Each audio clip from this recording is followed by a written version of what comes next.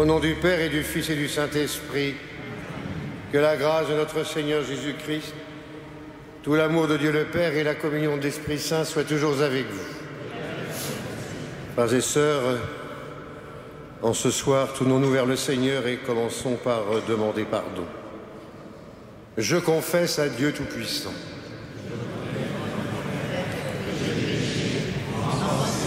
En parole.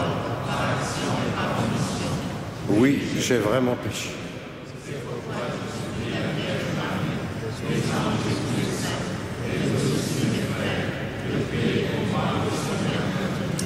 Que Dieu Tout-Puissant vous fasse miséricorde, qu'il nous pardonne tous nos péchés et qu'il nous conduise à la vie éternelle.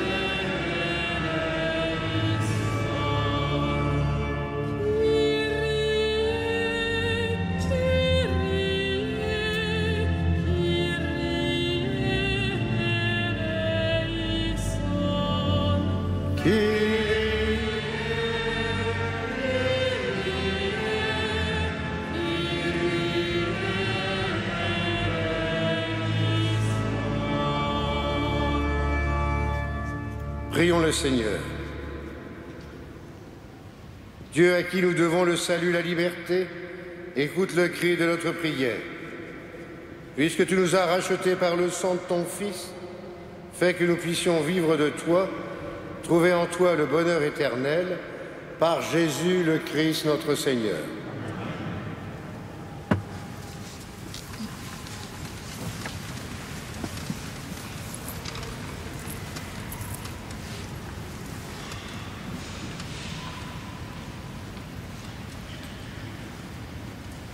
Lecture du livre des Actes des Apôtres. Dans la synagogue d'Antioche de Pisidie, Paul disait « Fils de la race d'Abraham, et vous qui adorez notre Dieu, frères, c'est à nous tous que ce message de salut a été envoyé.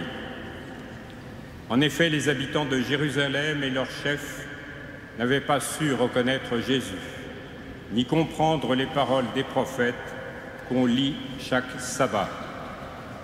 Et pourtant, ils ont accompli ces mêmes paroles quand ils l'ont jugé, sans avoir trouvé en lui aucun motif de condamnation à mort. Ils ont réclamé à Pilate son exécution. Et, après avoir réalisé tout ce qui était écrit de lui, ils l'ont descendu de la croix et mis au tombeau. Mais Dieu l'a ressuscité d'entre les morts.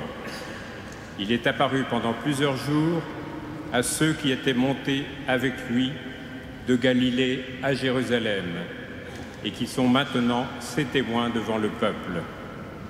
Et nous vous annonçons cette bonne nouvelle. La promesse que Dieu avait faite à nos pères, il l'a entièrement accomplie pour nous, leurs enfants, en ressuscitant Jésus. C'est ce qui est écrit au psaume 2e. « Tu es mon Fils, aujourd'hui je t'ai engendré. » Parole du Seigneur.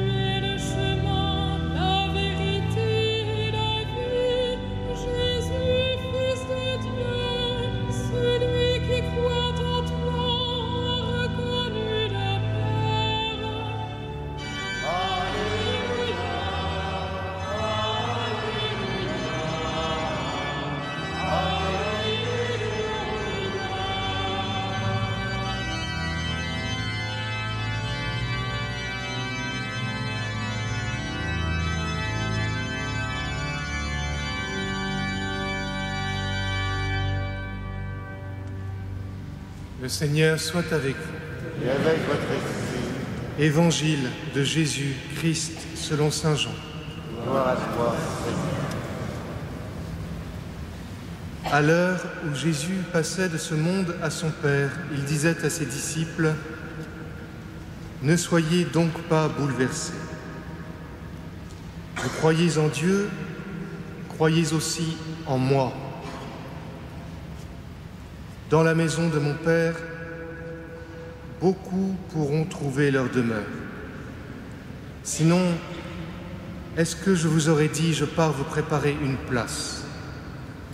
Quand je serai allé vous la préparer, je reviendrai vous prendre avec moi, et là où je suis, vous y serez aussi. Pour aller où je m'en vais, vous savez le chemin. » Thomas lui dit : « Seigneur, nous ne savons même pas où tu vas. Comment pourrions-nous savoir le chemin ? » Jésus lui répond : « Moi, je suis le chemin, la vérité et la vie. Personne ne va vers le Père sans passer par moi. » Acclamons la parole de Dieu.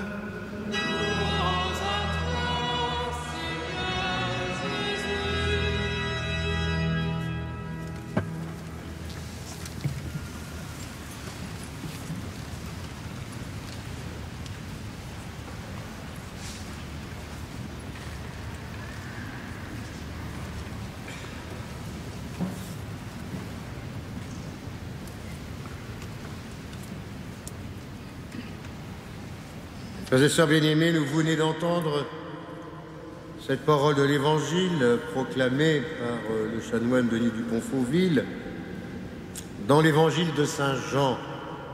« Je suis le chemin, la vérité et la vie. Personne ne va vers le Père sans passer par moi. » Je me souviens, en entendant cet Évangile, d'un jeune enfant de CM2 qui, lorsque je faisais le catéchisme, ça remonte à quelques années déjà, s'était arrêté en entendant cette parole pour dire : mais le Christ est orgueilleux alors pour dire cela. Pour qui se prend-il ? Je lui ai répondu : pour le Fils de Dieu. C'est pas de l'orgueil, c'est la mission qui est la sienne. Et longtemps après, ce jeune était venu me retrouver en disant : je comprends ce que ça veut dire, parce que ce que le Christ revendique, c'est un chemin douloureux, c'est la croix. Alors, mes amis, évidemment, ces paroles du Christ qui nous invite à ne pas être bouleversés au moment de sa mort, sont particulièrement vraies ces temps-ci, me semble-t-il, autour de nous. Vous faites tous l'expérience de ces nouvelles qui nous apprennent chaque jour la mort d'un jeune, la mort d'un jeune adulte, ou la mort d'une personne un peu plus âgée. Nous-mêmes, nous venons dans notre diocèse d'enterrer le Père Gervais, ancien vicaire général, de tant d'autres choses encore. Et aujourd'hui, nous apprenons la mort du Père Guittet, autre vicaire général, qui d'une manière ou d'une autre nous ont marqués dans notre vie sacerdotale, comme aimait à le rappeler le cardinal hier. Oui, ce sont des hommes qui nous ont montré le chemin pour la vie chrétienne, pour la vocation, pour la foi. La foi, évidemment, quand tout va bien, mais la foi aussi dans les épreuves. Car ils nous ont montré qu'ils savaient ce que c'était que de croire de toute leur vie, par tout leur port, que Jésus avait préparé une place et qu'il reviendra pour nous prendre avec lui. Alors, peut-être que vous me trouverez un peu nostalgique ou un peu triste, mais c'est tout le contraire que je voudrais vous dire. C'est que dans ces moments difficiles où nous ressentons un deuil, un départ, une absence, où nous sommes bouleversés, parfois même choqués par ce qui peut arriver à nos frères ou sœurs, il nous faut nous rappeler que le Christ a préparé une place pour chacun d'entre nous, pour chacun d'entre eux. Et même si nous avons parfois les réflexes de Thomas, Seigneur, on ne connaît pas le chemin, comment on pourrait savoir tout ça, de nous redire qu'il est le chemin, la vérité et la vie, et que si on s'enracine sur le Christ, eh bien on va vers le Père. Que si on se réfère au Christ, on se réfère au Père. Et que si on se tourne dans ce mouvement d'amour et de communion vers Jésus, c'est la communion du Père qui nous prend avec nous. C'est ce que nous célébrons chaque fois dans l'Eucharistie. C'est aussi ce que nous célébrons quand, comme ce soir, nous allons prier devant la couronne d'épines, où nous nous rappelons ce chemin de passion, dans tous les sens du terme, que Jésus a pris pour monter à Jérusalem, pour vivre la fameuse heure qui l'attendait et pour aller vers le Seigneur, nous préparer une place pour que là où il est, il nous prenne un jour, lui aussi, avec lui. Amen.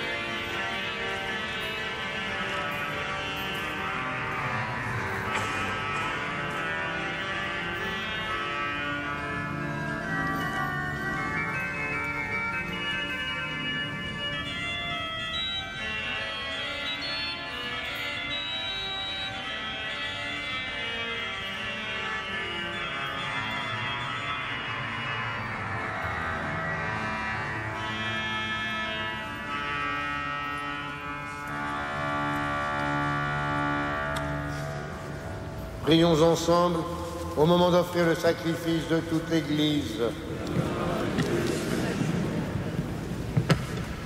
Reçois avec bonté, Seigneur, les offrandes de ton peuple. Garde-le sous ta protection pour qu'il ne perde aucun des biens que tu lui donnes et qu'il découvre ceux qui demeurent toujours par Jésus le Christ, notre Seigneur. Le Seigneur soit avec vous. Élevons notre cœur. Rendons grâce au Seigneur notre Dieu. Oui, vraiment, il est juste et bon de te glorifier, Seigneur, en tout temps, plus encore en ces jours où le Christ, notre Pâque, a été immolé. En détruisant un monde déchu, il fait une création nouvelle.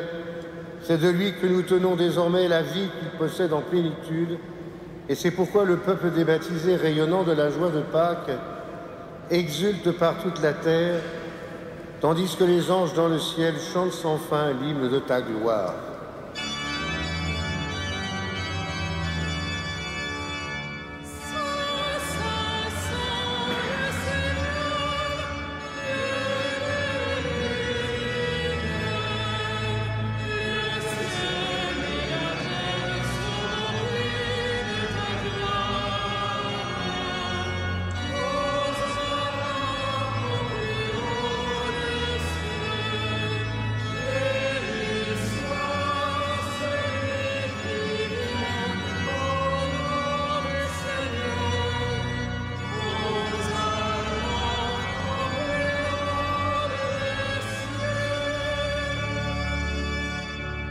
Toi qui es vraiment saint, toi qui es la source de toute sainteté, Seigneur, nous te prions. Sanctifie ces offrandes en répandant sur elles ton esprit, qu'elles deviennent pour nous le corps et le sang de Jésus le Christ, notre Seigneur. Au moment d'être livré et d'entrer librement dans sa passion, il prit le pain, il rendit grâce, il le rompit et le donna à ses disciples en disant « Prenez et mangez-en tous, ceci est mon corps livré pour vous. »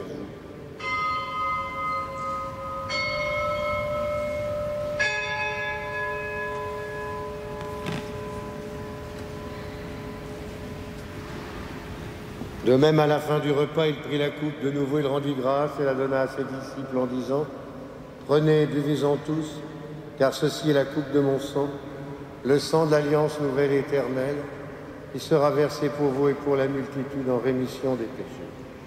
Vous ferez cela en mémoire de moi. »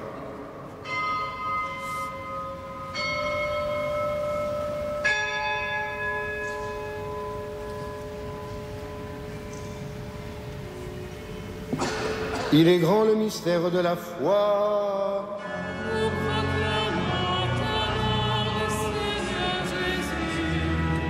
Nous célébrons ta résurrection. Nous attendons ta venue dans la gloire. Faisant ici mémoire de la mort et de la résurrection de ton Fils, nous t'offrons, Seigneur, le pain de la vie, la coupe du salut, et nous te rendons grâce car tu nous as choisis pour servir en ta présence. Humblement, nous te demandons qu'en ayant part au corps et au sang du Christ, nous soyons rassemblés par l'Esprit Saint en un seul corps. Souviens-toi, Seigneur, de ton Église répandue à travers le monde. Fais-la grandir dans ta charité avec le pape François, notre évêque André, et tous ceux qui ont la charge de ton peuple.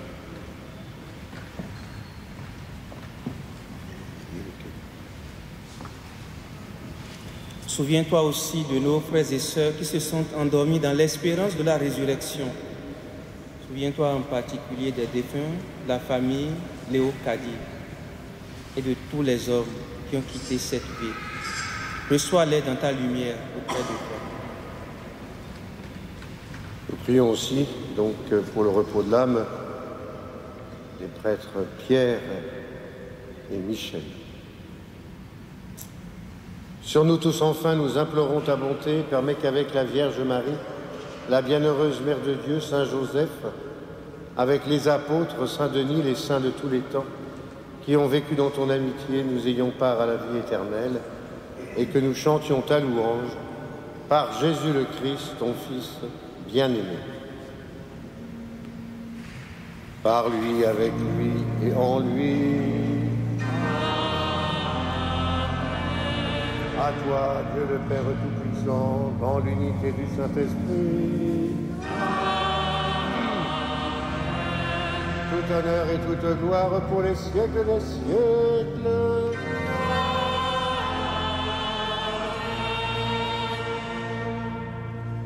Prions. Comme nous l'avons appris du Sauveur et selon son commandement, nous osons dire « Notre Père, que ton nom, que ton règne, que ta volonté soit faite sur sur la terre comme au ciel.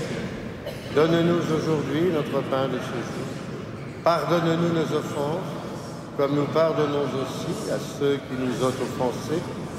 Et ne nous soumets pas à la tentation, mais délivre-nous du mal.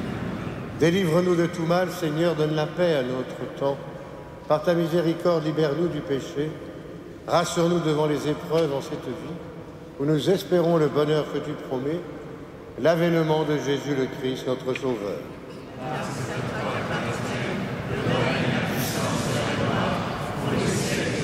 Seigneur Jésus-Christ, tu as dit à tes apôtres, je vous laisse la paix, je vous donne ma paix. Ne regarde pas nos péchés, mais la foi de ton Église. Pour que ta volonté s'accomplisse, donne-lui toujours cette paix. Conduis-la vers l'unité parfaite, toi qui règnes pour les siècles des siècles. Que la paix du Seigneur soit toujours avec vous. Frères et sœurs, dans la charité du Christ, donnons-nous un signe de paix.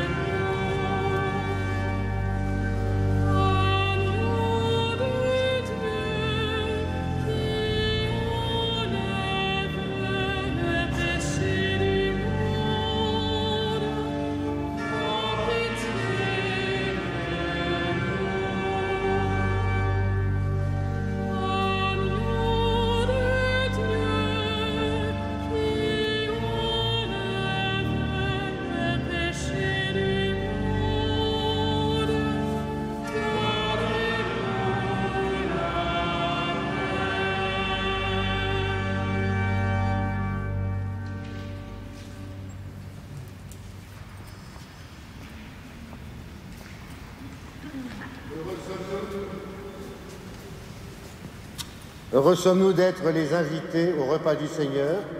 Voici Jésus, voici l'agneau de Dieu, celui qui enlève le péché du monde. Seigneur, je ne suis pas digne de recevoir, mais dis seulement la parole de Jésus. Que le corps et le sang du Christ nous gardent pour la vie éternelle.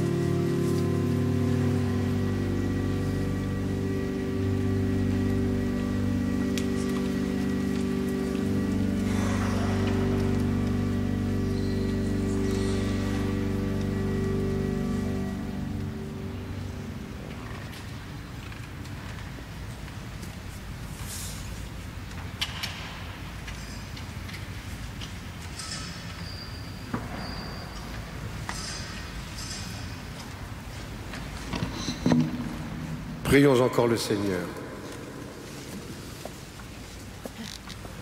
Ne cesse pas de protéger avec amour, Seigneur, ce que tu as sauvé.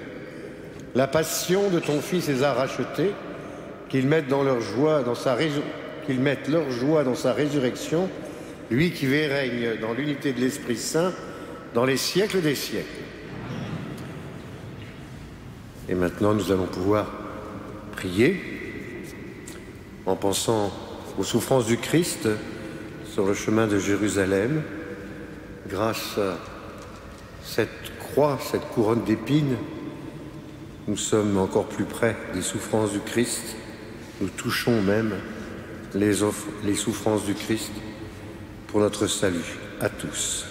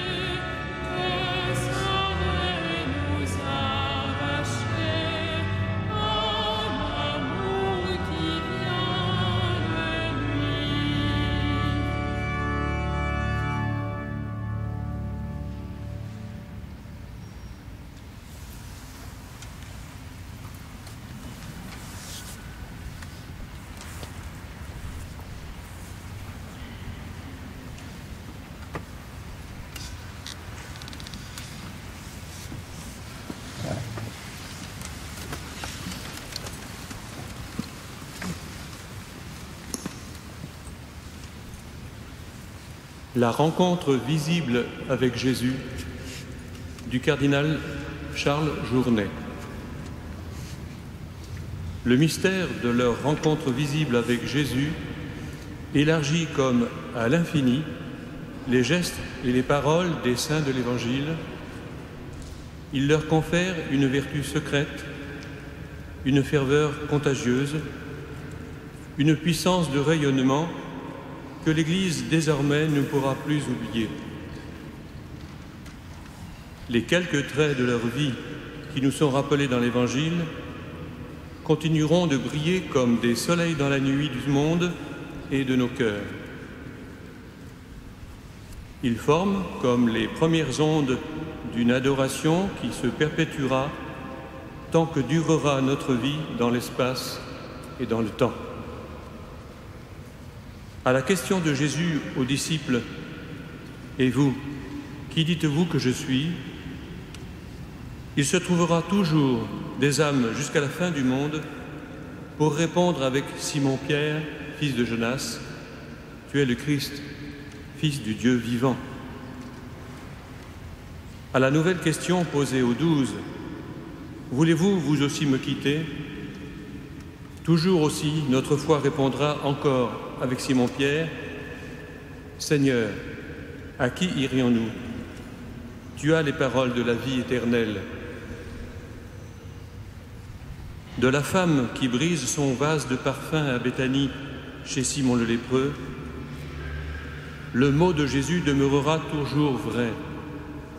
En vérité, je vous le dis, partout où sera proclamée la bonne nouvelle dans le monde entier, on redira aussi à sa mémoire ce qu'elle vient de faire.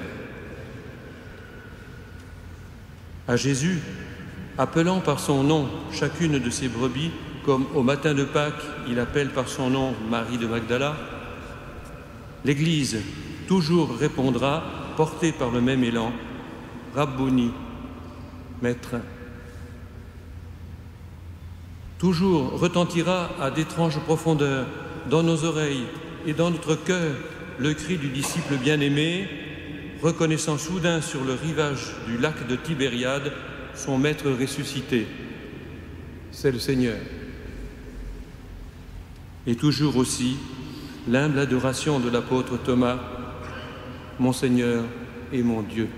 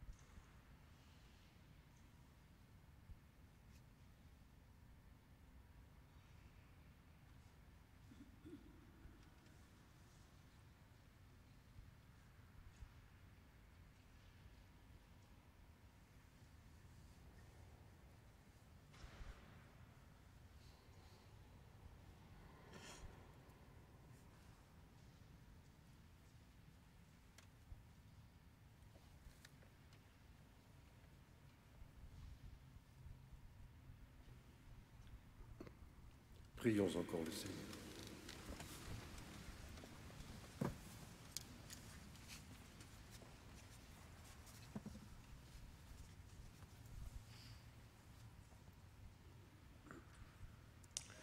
Aujourd'hui, Dieu notre Père, tu nous ouvres la vie éternelle par la victoire de ton Fils sur la mort.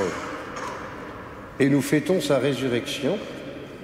Que ton Esprit fasse de nous des hommes nouveaux pour que nous ressuscitions avec le Christ dans la lumière de la vie, par Jésus le Christ notre Seigneur. Le Seigneur soit avec vous. Que Dieu Tout-Puissant vous bénisse, le Père le Fils et le Saint-Esprit. Allons et demeurons dans la paix, dans la joie et dans l'espérance du Christ. Quelques petits avis avant de nous tourner vers Marie, pour terminer notre journée, notre prière au moins.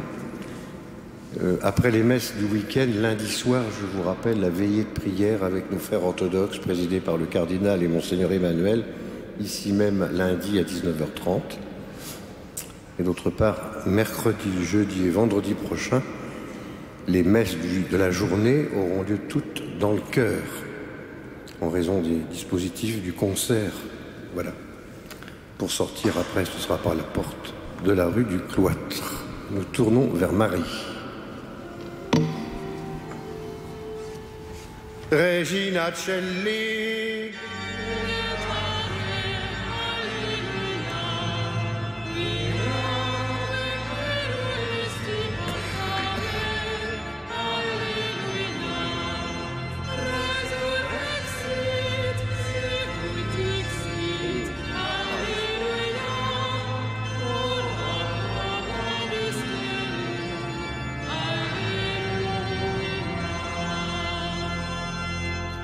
Le sacristain me dit, il a raison, que c'est mardi soir la veillée de prière et pas lundi soir, mardi soir. Merci.